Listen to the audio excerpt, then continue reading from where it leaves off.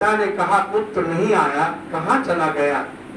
तो माँ ने कहा कि आप उसकी निंदा करते रहते हैं, वो क्षुभित होता रहता है, आपकी निंदा से व्याकुल है इसलिए चला गया। अरे बोले तुम तो पागल हो गई, मैं तो इसलिए उसकी निंदा करता हूँ कि खूब और तेज हो जाए, सारे विश्व में हमारा नाम करे। वह अपने पुत्र की निंदा करता है। तो ये बात सुनी उन्होंने झोपड़ी के पीछे टुकड़ा सा फेंक दिया कि पैरों पर गिर पड़े, रोने लगे। अकेले पुत्र थे। उन्होंने कहा मैंने आपके वध का संकल्प किया था, प्रायश्चित कैसे करूं? तो पिताजी ने कहा पुत्र इसके दो प्रायश्चित हैं।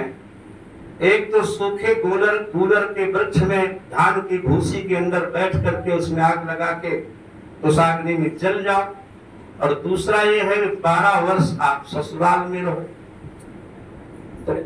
तो जो कि तुम हमारे एक ही पुत्र हो, तो हम तुम्हें कुमारिल भट्ट की तरह जलने की तो अनुमति नहीं देंगे। तुम किसी तरह ससुराल में 12 वर्ष काट लो। तो गए वो ससुराल के बारे में महाराज एक बड़ा सुंदर पद्य है कि ससुरपुर निवासो स्वर्ग तुल्यो नराणा।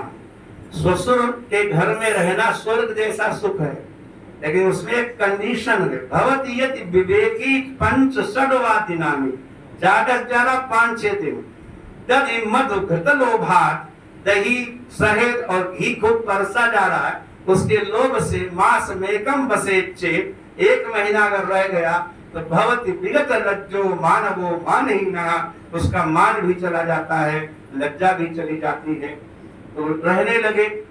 तो थोड़े दिन उनकी खातिरदारी हुई, काम दिया जाने लगा।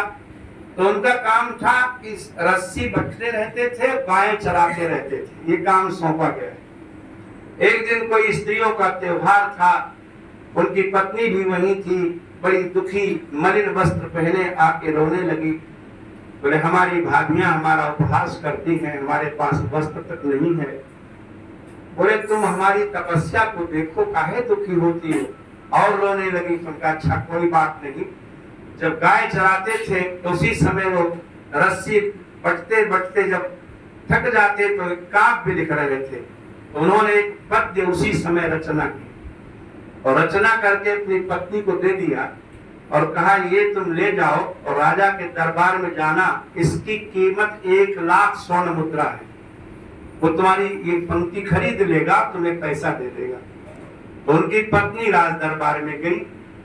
दुर्योग से राजा यात्रा पर चले गए थे, रानी सिंहासन पर बैठी थी, और रानी उस समय 2-3 महीने की गर्भवती थी। रानी ने मन में विचार किया कि राजा